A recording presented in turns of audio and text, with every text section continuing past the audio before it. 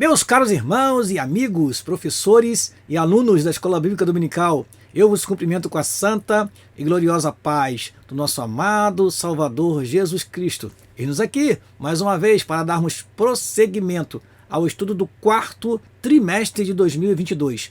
Neste, estamos estudando sobre a justiça divina, a preparação do povo de Deus para os últimos dias no livro de Ezequiel. E no próximo domingo estudaremos a lição de número 6, a sexta lição, que trata sobre a justiça de Deus. E veja que esta lição tem uma estreita ligação com o tema do nosso trimestre, que é a justiça divina. Estamos estudando sobre o livro do profeta Ezequiel e extraindo dele ensinamentos práticos para nós que estamos vivendo os últimos dias da igreja na terra. Naquele tempo, Judá estava vivendo os seus últimos dias como nação e, por causa da desobediência do povo, por causa do envolvimento dos ofícios levantados pelo Senhor, sacerdotes, profetas e reis, envolvimentos com a idolatria, estes três ofícios estavam comprometidos e Deus então determinou o cativeiro para este povo, levando-os em três levas, 605, 597 e 586. E o profeta Ezequiel estava entre os exilados, e ali o Senhor lhe deu visões, palavras proféticas que ele relatou para o povo e deixou escrito para que nós também tenhamos esta preciosidade que é o livro do profeta Ezequiel, classificado na Bíblia como um livro de profeta maior. Vamos então prosseguir, mas antes eu quero agradecer a você que está conosco mais uma vez em nosso canal, assistindo a esta aula. Agradeço a você que tem compartilhado as nossas aulas para outros alunos e para outros professores, e quero pedir que continue orando por nós, para que nós prossigamos com o nosso trabalho aqui. Então, fica aqui a minha palavra de gratidão a você e a Deus, que tem nos abençoado muito através desse canal. Temos alcançado vidas e conhecido irmãos de todas as partes do Brasil que estão conosco assistindo esta aula e aprendendo.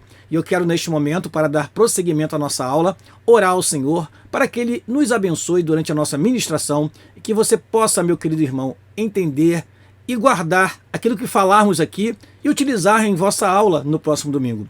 Oremos então ao nosso Deus. Pai, no nome de Jesus te agradecemos a oportunidade preciosa que temos de, através deste canal, alcançar os teus filhos. Que durante a nossa ministração o teu Espírito nos direcione e que falemos apenas aquilo que convém à sã doutrina, como orientou o apóstolo Paulo a Tito. Assim oramos e te agradecemos. No nome de Jesus. Amém e amém.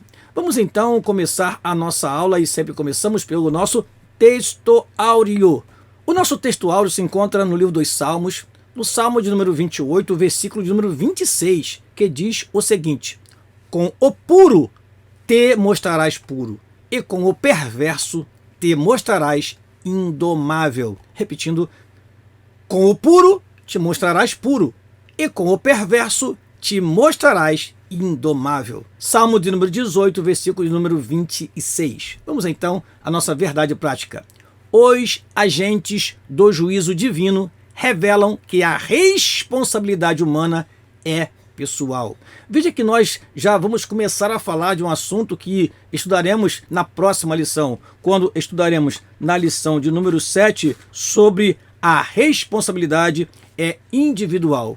Nós veremos nesta lição como Deus levantou intercessores para clamar por nações, para clamar pelo povo de um modo geral, mas neste momento fatídico, o povo de Judá, ainda que alguém se levantasse para interceder por eles, o Senhor não atenderia, porque a taça da ira de Deus tinha chegado ao seu extremo e Deus já havia determinado que eles iriam para o cativeiro para ali passarem 70 anos e voltarem dali curados da idolatria, um outro povo para continuar a sua trajetória aqui na terra.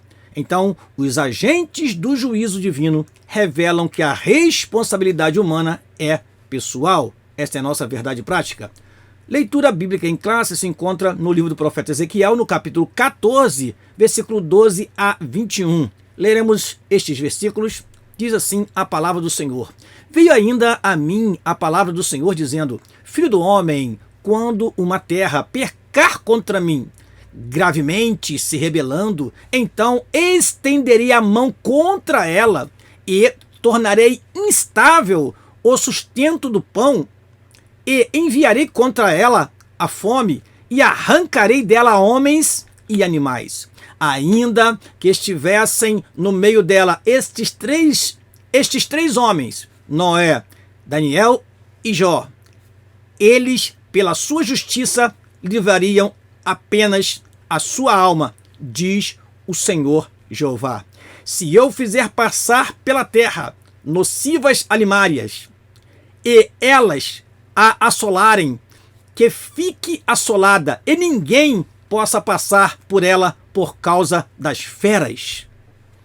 Ainda que esses três homens estivessem no meio dela, vivo eu, diz o Senhor Jeová, que nem a seus filhos, nem a filhas livrariam, só eles ficariam livres e a terra seria assolada. Ou, se eu trouxer a espada sobre tal terra e disser: espada, passa pela terra, e eu arrancar dela homens e animais, ainda que aqueles três homens estivessem nela, vivo eu, diz o Senhor Jeová, que nem filhos, nem filhas livrariam, mas eles só ficariam livres. Ou, se eu enviar a peste sobre a tal terra e derramar o meu furor sobre ela com sangue para arrancar dela homens e animais, ainda que Noé, Daniel e Jó estivessem no meio dela, vivo eu, diz o Senhor Jeová, que nem filho, nem filha eles livrariam, mas só livrariam a sua própria alma pela sua justiça. Porque assim diz o Senhor Jeová: quanto mais se eu enviar os meus 4 maus juízos, a espada, a fome e as nocivas alimárias, em algumas bíblias feras, e a peste, contra Jerusalém para arrancar dela homens e animais. Que palavra dura, né, amados irmãos? Deus está dizendo que estes 3 homens, Noé, Daniel e Jó, eles livrariam apenas a sua alma pela justiça. É um sinal para o que Deus irá revelar no Novo Testamento, a salvação sendo individualizada. No Antigo Testamento, nós temos a salvação de uma nação, nós temos o livramento de uma nação. Agora, nesta mudança do Antigo para o Novo Testamento, a responsabilidade é pessoal. A cobrança será individual a partir de então. E assim eles deveriam temer a Deus, não esperar que a nação os levasse para a obediência a Deus, mas cada um deveria prestar o seu culto a Deus. Nós estamos vivendo em tempos que todos nós devemos cultuar a Deus individualmente. É claro, temos que estar na casa do Senhor, sim, reunidos, sim, mas devemos manter a nossa vida espiritual, a nossa intimidade com Deus, o nosso relacionamento com Deus em todo instante e sermos fiéis ao nosso Deus. Vamos então para os objetivos da nossa lição. Primeiro, identificar o juízo divino. Segundo, mostrar a petição que Deus não atende. Há pessoas que acham que Deus atende qualquer pedido. Não, Deus age segundo o seu plano, segundo a sua vontade, segundo o seu querer. E quando o homem ultrapassa os limites e Deus determina o juízo, não há oração nem intercessor que vai fazer com que Deus ele volte atrás da sua soberana decisão. Refletir a respeito da intercessão de Noé, Daniel e Jó é o terceiro e último objetivo desta lição. Prossigamos então e vamos para a nossa introdução. É importante compreender a estrutura do discurso de Ezequiel, capítulo 14, versículo 12 a 21. Estaria o profeta partindo do genérico para o específico? Ou seja, de uma terra qualquer para depois se dirigir à casa de Israel? É o que parece. A primeira parte dessa palavra profética é genérica e a segunda é específica, dirigida a Jerusalém. A presente lição tem por objetivo mostrar e explicar a retribuição divina ao pecado de uma nação. Isso que o comentarista está dizendo é o que nós percebemos ao ler, por exemplo, vamos mostrar para você aqui na tela os versículos que ele se refere quando faz essa introdução. Quando olhamos aqui este versículo, versículo número 13, diz assim: quando uma terra pecar contra mim. Então temos aqui uma palavra genérica, quando uma terra. Mas quando olhamos o último versículo, nós temos citado a cidade de Jerusalém. Está escrito assim no versículo 21, contra Jerusalém. Então, o comentarista fala, nós percebemos que o profeta Ezequiel, ele fala do geral para o específico, mostrando que Deus é o Deus de todas as nações. É algo que nós percebemos desde a primeira lição. A mensagem de Ezequiel não é uma mensagem restrita a Judá. Ela se estende para todas as nações ali ao redor de Judá, mas também tem mensagens poderosas para todas as nações do mundo. E é isso que nós entendemos quando o comentarista fala sobre ir do genérico para o específico. Vamos então ao primeiro tópico da nossa lição, sobre a identificação do juízo divino. Uma leitura atenta dos profetas do Antigo Testamento nos ajuda a compreender as ações de Deus concernentes à retribuição do pecado. Ou seja, Deus é um Deus justo, Deus é um Deus fiel, Deus é um Deus que tem misericórdia e amor, sim, mas não nos esqueçamos da sua justiça. E quando se fala em retribuição ao pecado, significa que Deus, ele age de acordo com as ações do homem em relação à sua lei. Ou seja, Deus deu a lei para o homem, Deus deu uma ordenança para o homem desobedece, ele está então reivindicando para si mesmo a condenação. E, é claro, Deus é misericordioso e piedoso e longânimo. Deus, ele dá tempo para que o homem se arrependa, mas há um momento em que a ira de Deus chega ao ponto máximo e ele precisa então mostrar que ele é o Deus de toda a justiça. Vamos prosseguir e vamos para o primeiro item do primeiro tópico, o discurso profético. À luz das Escrituras, ficamos sabendo que a ira de Deus nunca acontece sem uma justa causa e nem mesmo sem um prévio aviso. Amós, capítulo 3, versículo 7, é um versículo muito conhecido da palavra do Senhor. Eu quero ler este versículo para você. Amós, capítulo 3, versículo 7, diz o seguinte: certamente o Senhor não fará coisa alguma sem ter revelado o seu segredo aos seus servos, os profetas. O Deus Javé de Israel procede dessa maneira para oferecer oportunidade de arrependimento. Nós temos aí vários versículos na revista que comprovem isto. Prosseguindo, o perdão divino vem com o arrependimento, como aconteceu com a cidade de Nínive. Mas o tempo dessa oportunidade já havia expirado para Jerusalém. Lembra você também que Nínive se arrependeu, mas esse arrependimento foi por um tempo. Depois nós temos o livro do profeta Naum, que fala da condenação da cidade de Nínive, porque se arrependeram, mas voltaram às práticas pecaminosas, segundo os estudiosos da Bíblia, cerca de 200 anos depois. Então, Nínive se arrependeu? Sim, mas voltou ao pecado e Deus castigou a cidade de Nínive também. Continuando, a vontade de Javé é abençoar o seu povo e restaurar sua herança. Mas como ajudar quem não se ajuda? E é realidade. Até mesmo em nossos dias, quantas pessoas que nós queremos mostrar misericórdia, nós queremos estender a mão, elas mesmas não se apresentam para receber a ajuda. Elas mesmas não se ajudam.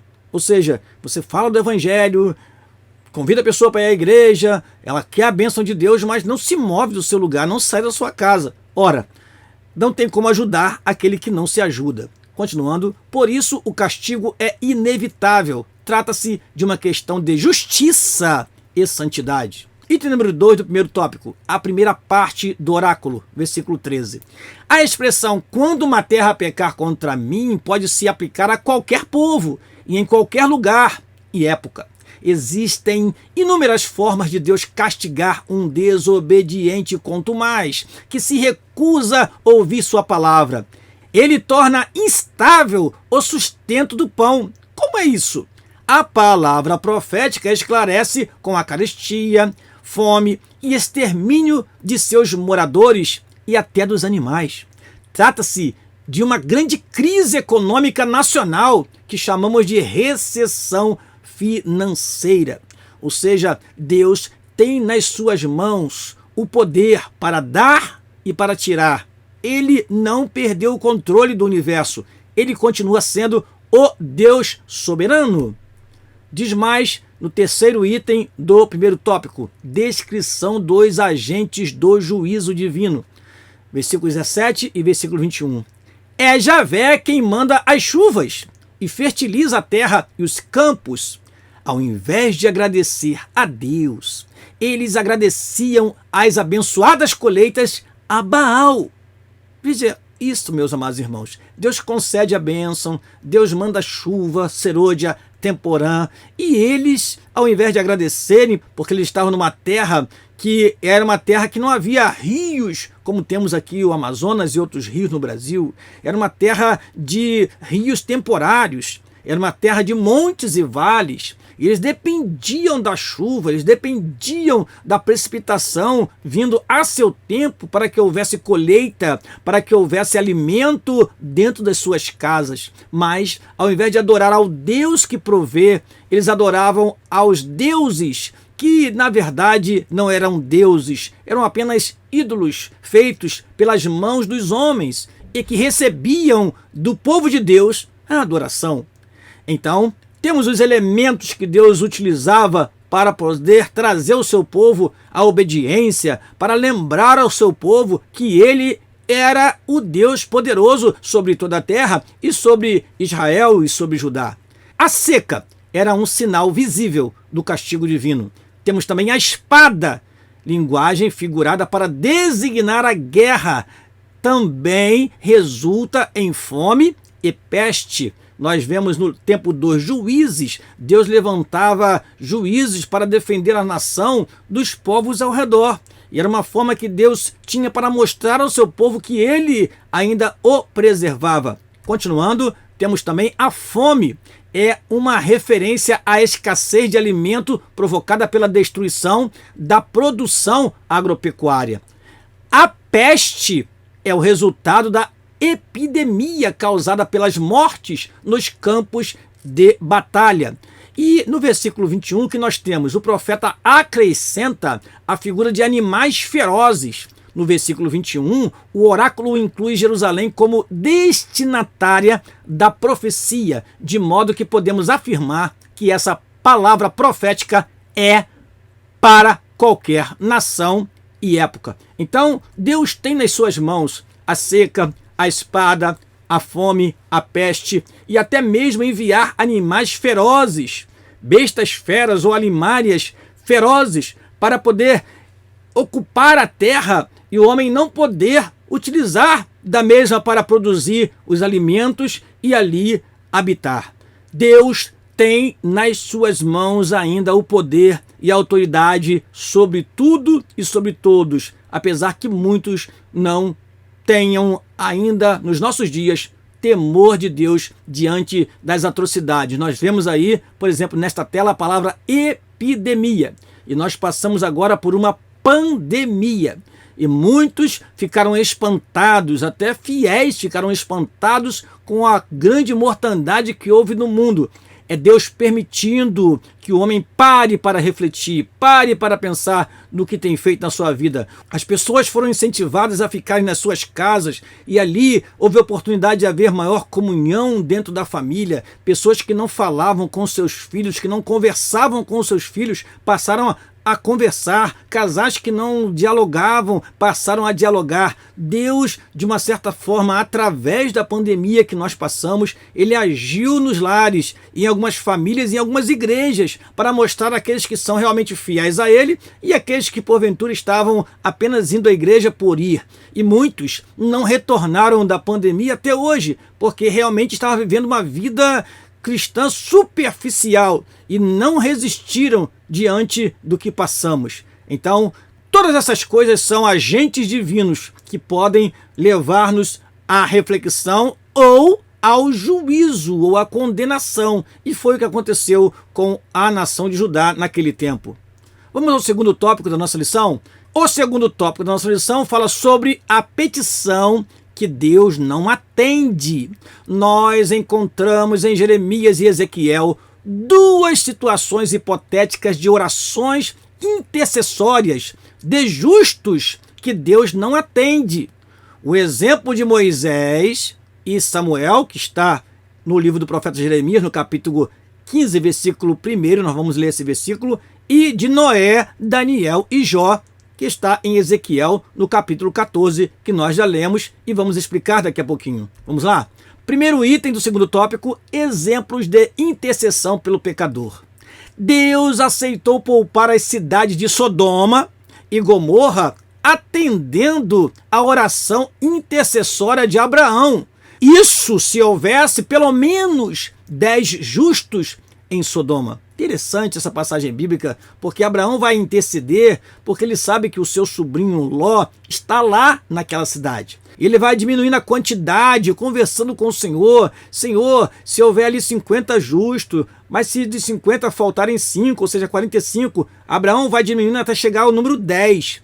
E ele entende pela oração que ele faz que Deus não destruiria o justo com o ímpio. Isso é importante demais citar, porque o que aconteceu? Antes de destruir a cidade, o Senhor providenciou a retirada de Ló e da sua família de Sodoma e Gomorra, mostrando que Deus é um Deus que preserva a vida do justo e não quer que o justo seja condenado junto com o ímpio. Deus é um Deus de amor, de misericórdia, mas é um Deus que sabe muito bem o procedimento de quem é justo e quem é ímpio.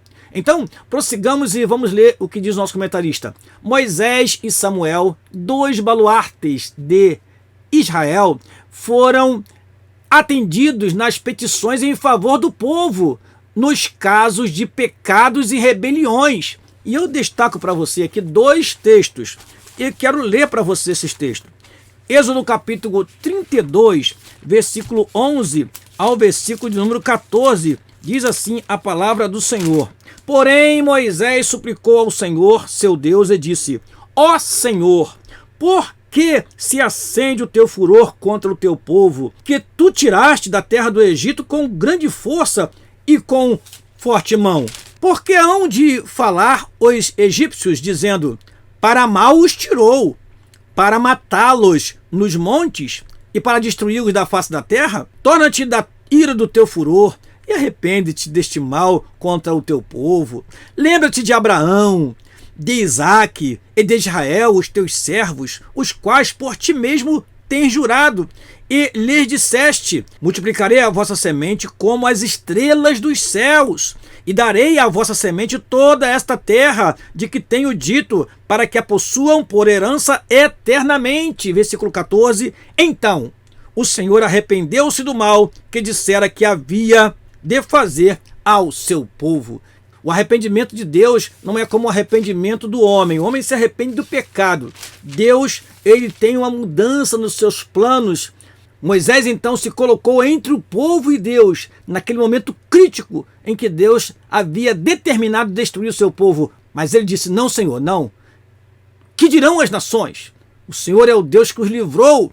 O Senhor é Deus que tem promessas com este povo. E assim o povo não foi exterminado, como o Senhor havia dito que faria no versículo de número 10. Agora, pois, deixa-me que o meu furor se acenda contra eles e os consuma, e eu farei de ti uma grande nação. Moisés intercedeu pelo povo, e então o Senhor atendeu ao clamor do seu servo. Outro exemplo é 1 Samuel capítulo 7, e eu quero destacar apenas o versículo 8, que não foi citado na nossa lição, mas ao estudar a lição para passar para você esta preciosa lição, meu querido professor e aluno, nós observamos e lembramos deste versículo. 1 Samuel capítulo 7, versículo 8.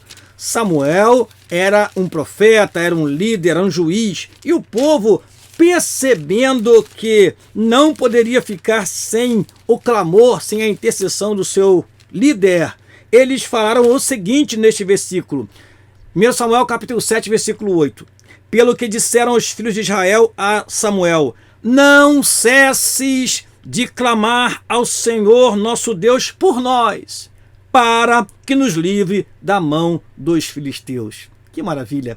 É o povo dizendo: nós reconhecemos, Samuel, que você é o nosso líder, nós reconhecemos que você tem intimidade com Deus, não cesses de clamar a Deus por nós. Estes dois homens foram intercessores, foram homens que ficaram entre Deus e o povo nos momentos críticos que eles lideraram o povo de Deus, Moisés e Samuel. Vamos continuar lendo. Deus perdoou o povo reiteradas vezes. Israel se rebelou contra Deus ainda no Sinai, com o culto do bezerro de ouro, mas Deus perdoou-os e renovou o concerto com os israelitas. Inspirados nessas experiências dos homens de Deus, que oramos uns pelos outros e intercedemos pelos pecadores para que eles se arrependam e venham a Cristo. Segundo item do segundo tópico, um castigo inevitável. As reiteradas rebeliões dos filhos de Israel ao longo da sua história, desde a peregrinação no deserto, levaram a nação a uma apostasia generalizada. Nós já estudamos em lições anteriores como isso aconteceu, contaminando até mesmo o santo templo do Senhor, com idolatrias dentro do templo. Chegou-se a um ponto em que não havia mais retorno. As Escrituras mostram que há situações em que Deus se recusa a perdoar a nação e até pessoas, como aconteceu com Saul. Eu deixei para você a parte do versículo 1 Samuel capítulo 16, versículo 1, a palavra de Deus foi essa: até quando terás dó de Saul? E o texto prossegue dizendo: havendo eu o rejeitado.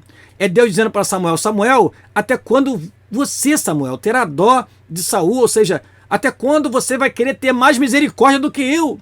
E às vezes, amados irmãos, nós caímos nesse erro de querer ser mais misericordioso do que o Senhor. Deus querendo agir com justiça e nós querendo ser mais benevolente do que Deus. Jamais poderemos ter essa postura, porque Deus, quando determina o fim, é o fim. E aqui a palavra para Samuel era essa: até quando, Samuel, você terá dó de Saul, havendo eu o rejeitado? Prosseguindo, o profeta Jeremias intercedeu pelo povo, mas Deus endureceu sua resposta ao profeta, afirmando que nem mesmo Moisés e Samuel seriam atendidos se orassem em favor de Judá. Isso está no livro do profeta Jeremias, no capítulo 15, versículo 1, e eu preciso ler para você este versículo. Jeremias capítulo 15, versículo 1 diz assim: disse-me, porém, o Senhor, ainda que Moisés e Samuel se pusessem diante de mim, não seria a minha alma com este povo. Lança-os de diante da minha face e saiam. Então, Deus dizendo, ainda que Moisés, que foi um grande líder e que se colocou nesta posição de intercessão em Êxodo capítulo 32, e Samuel, que também foi um grande líder, em momento crítico da nação, quando não havia rei, Samuel foi o último dos juízes. Quando Samuel assumiu a liderança no meio do povo, havia uma desordem completa, que está relatada em Juízes capítulo 21, versículo 25, e em Juízes 17, versículo 6. Não havia rei na terra, e cada um fazia o que parecia reto aos seus olhos. Então havia uma desordem completa no meio do povo, e Deus levanta Samuel para poder organizar o povo e assim, a partir de então, preparar este povo para receber o seu primeiro rei, Saul, e depois Samuel também ungiu o segundo rei, que foi Davi, e também Samuel começou a trabalhar as escolas dos profetas, que foram importantíssimas para manter o povo fiel ao Senhor, para fazer com que o povo voltasse para o Senhor, levantando profetas como Elias, Eliseu, que fizeram grandes milagres no meio do povo, mostrando quem era realmente o Senhor. Veja como foi importante a atuação de Samuel. Mas aqui o Senhor fala, ainda que Samuel orasse por esse povo, eu não atenderia. Deus tenha misericórdia de nós, que nós, irmãos, tomemos este exemplo do povo de Judá, sejamos obedientes ao Senhor.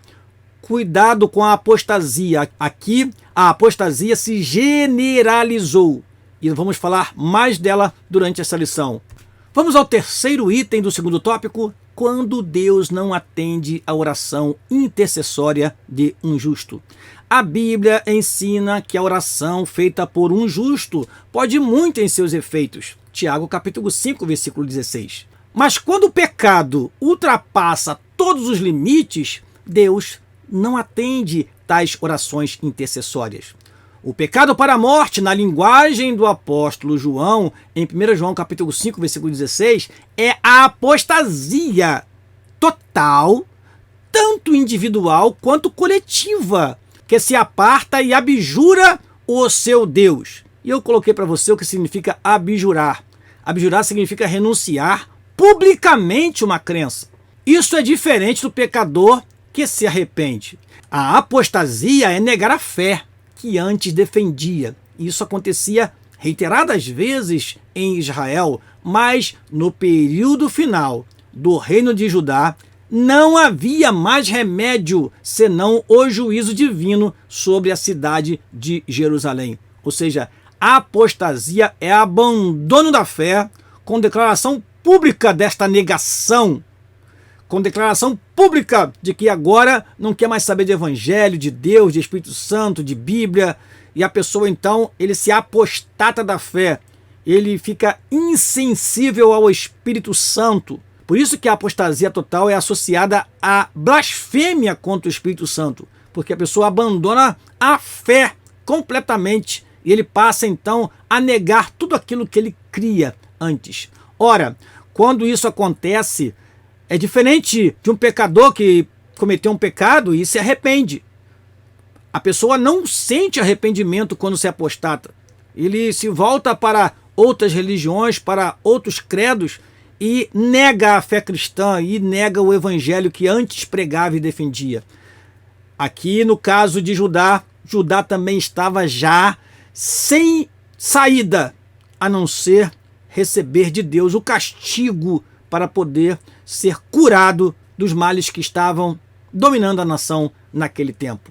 Vamos então ao terceiro e último tópico da nossa lição, sobre a intercessão de Noé, Daniel e Jó. Estava chegando o tempo em que nem com a intercessão de Moisés e Samuel o povo seria poupado.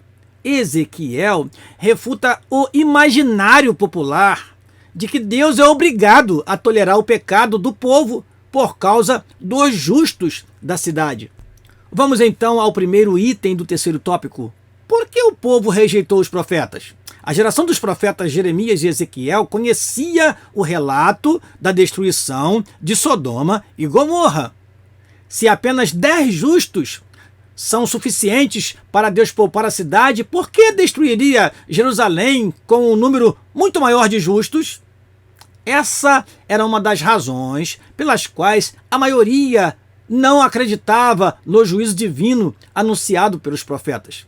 Esse argumento pode explicar por que Ezequiel afirma que, ainda que estivessem no meio dela esses 3 homens, Noé, Daniel e Jó, eles, pela sua justiça, livrariam apenas a sua alma. Olha aqui, o texto chega a dizer que nem filhos e filhas livrariam. Continuando, esse oráculo está entre os mais severos Veja que todas as vezes que os 3 justos são mencionados, vêm acompanhados da chancela de autoridade espiritual. Diz o Senhor Jeová, vivo eu, diz o Senhor Jeová. Ou seja, Deus afirmando categoricamente que se estes 3 homens estivessem ali no meio da cidade, estes homens justos livrariam apenas a sua alma, nem dos filhos, nem das filhas. Então o povo estava confiando talvez que Deus nunca ia levar o povo para o cativeiro, ou fazer como disse Ananias, se levar, fica lá 2 anos, depois volta em Jeremias capítulo 28. Mas não foi isso não. Deus cumpriu a sua palavra na íntegra. Assim como foi dito que 70 anos o povo passaria lá no cativeiro, passou os 70 anos porque Deus determinou o juízo sobre o seu povo. Segundo item do terceiro tópico, Noé, Daniel e Jó. Por que Daniel? Daniel, nós vamos falar sobre ele daqui a pouquinho, o que o nosso comentarista traz, e vamos acrescentar com algo que nós pesquisamos para trazer para você. Daniel era judeu, mas Noé e Jó, diz o nosso comentarista, não eram israelitas e viveram muito tempo antes da formação do povo de Israel. Nós tivemos um trimestre que falamos sobre o livro de Jó. Eu recomendo a você, busque aí em nosso canal, que temos lições preciosas. O patriarca Jó, nós não sabemos de fato quando ele viveu sobre a terra. Pelas características da sua história, entende-se que ele viveu num tempo patriarcal, porque ele intercedia por seus filhos, não é citado templo, há apenas a adoração em família, e isso é característico do tempo dos patriarcas. Noé viveu muito tempo antes da formação do povo de Israel. Agora, estes homens conduziram as suas vidas com temor diante do Senhor. Noé, por exemplo, diz a Bíblia que Deus achou graça em Noé, da forma que ele vivia em uma geração tão perversa como vemos em Gênesis 6. E Jó, homem justo, reto, temente a Deus, que se desviava do mal. Então, temos aqui 2 grandes homens que viveram uma vida justa diante de Deus e diante dos homens. E também é citado Daniel, e falaremos dele no final. O nosso comentarista acrescenta uma frase que pode parecer que está em dissonância com a lição, mas é interessante o que ele colocou. Ele diz assim: mas somente a justiça de Cristo é extensiva a todos os pecadores que creem. Aqui ele cita Romanos capítulo 3, versículo 22 e Romanos 5, versículo 17 a 19, que mostra o quê? Que Cristo cumpriu a lei e ele então ele é a justiça de Deus. É através dele, através da fé que temos nele, que nós passamos a ser justificados pela fé. Então, estes homens que viveram exemplo de vida fiel, esses homens que foram exemplo de justiça, nada mais poderiam fazer do que livrar suas próprias almas, livrar suas próprias vidas. É isso que o comentarista quer colocar aqui. Mas Jesus Cristo, através do seu sacrifício, ele é a justiça de Deus aplicada em nossos corações. E isso por imputação. Por isso que nós somos justificados pela fé no Senhor Jesus Cristo. Então, hoje nós pregamos Cristo, que é justiça de Deus. Sem Cristo, nós não podemos nos tornar justos. Então, a condenação que era para nós foi colocada sobre Cristo. E a justiça que estava em Cristo passou para nós. Isso se chama imputação. Prosseguindo, vamos para o terceiro e último item do terceiro e último tópico. Eu gostaria que você, meu caro professor e aluno, prestasse bastante atenção. Diz assim o nosso comentarista: o profeta Daniel. E eu coloco entre parênteses, ou seria Danel. Nos últimos tempos, tem surgido questionamentos sobre a identidade do Daniel apresentado nesse trio de justos. São 2 os argumentos para explicar não ser o profeta Daniel da Bíblia. Primeiro, a grafia do nome que Ezequiel emprega é Dan-El. Não é como Daniel usado no livro de Daniel. E segundo, o fato de Daniel ser muito jovem para ser contado entre dois patriarcas antigos. Lembra você que Daniel foi levado para a Babilônia em 605 a.C. E, anos após, Ezequiel foi levado para lá em 597 a.C. Então, como Daniel estava entre os jovens que estavam na Babilônia, os críticos dizem que é pouco provável que este seja o mesmo Daniel. E assim há esse questionamento a respeito disso. Prossigamos, mas muitos expositores do Antigo Testamento consideram tais argumentos insuficientes, pois não se deve dar importância demais à ortografia, pois soletrações, variantes, nunca foram novidades na antiguidade bíblica. Além disso, Daniel era contemporâneo de Ezequiel na Babilônia e era ministro na corte de Nabucodonosor. Isso nós sabemos, como está registrado em Daniel capítulo 2, versículo 48. A reputação de Daniel pela sua fé e sabedoria se espalhou rapidamente entre os exilados de Babilônia. Então nós temos aqui o argumento do nosso comentarista, mostrando que apesar da crítica a respeito do nome de Daniel ali no texto de Ezequiel, acredita-se que é o mesmo Daniel que teve uma vida exemplar nos palácios da Babilônia, e a sua sabedoria, a sua inteligência, a forma como interpretou sonhos, a forma como interpretou visões, a forma como relatou futuro de império, revela a sabedoria e a inteligência dada por Deus a este jovem profeta do Senhor. Nós temos citado aqui pelo nosso comentarista Ezequiel capítulo 28, versículo 3. E eu gostaria de mostrar algo baseado neste versículo.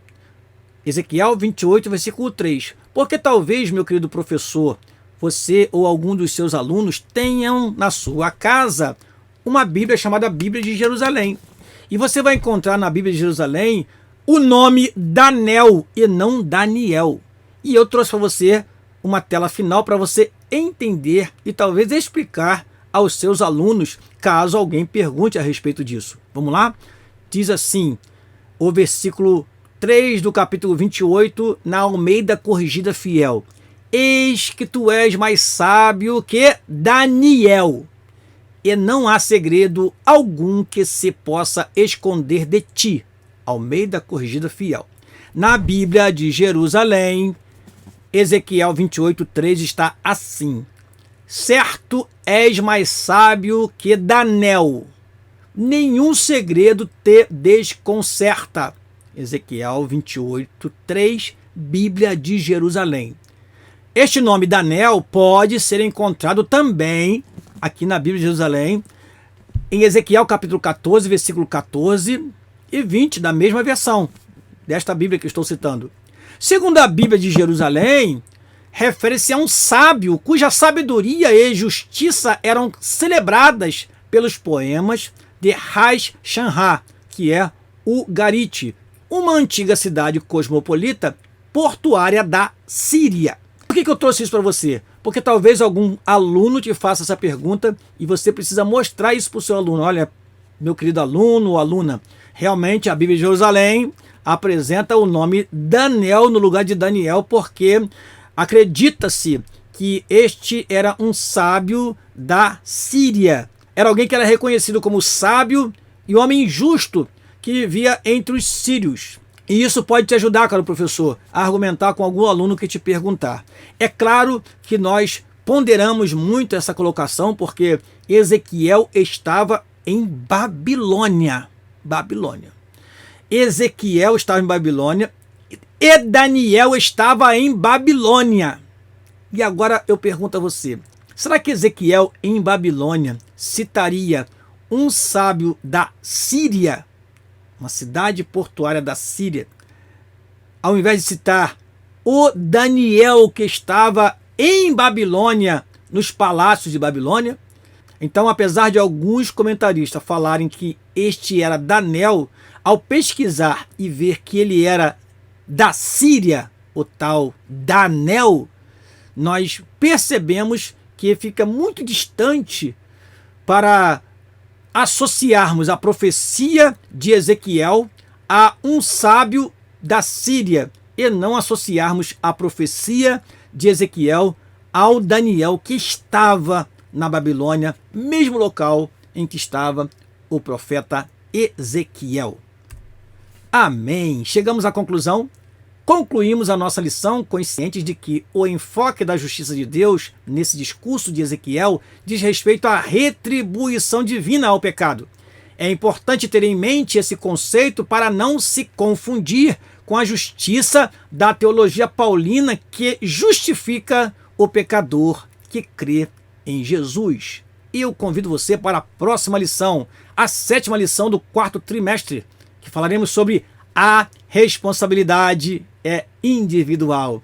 Eu conto com a sua presença aqui na próxima semana e eu me despeço de você agradecendo pela sua atenção. Compartilhe este vídeo, nos ajude a alcançar mais pessoas e orem por nós para que possamos dar prosseguimento ao nosso trabalho. Aqui se despede o seu amigo pastor Daniel Rosa Dutra. Deus te abençoe, te dê uma ótima semana e um ótimo estudo. E que você e eu prossigamos nessa tão nobre tarefa de ensinar, de instruir, porque é vital para a igreja dos nossos dias termos ensinamentos embasados na poderosa palavra de Deus. E é isso que a Escola Dominical nos fornece. Que Deus vos abençoe, uma ótima semana. No nome de Jesus, aqui se despede o seu amigo pastor Daniel Rosa Dutra. Um grande abraço a todos vocês, em nome de Jesus. Amém.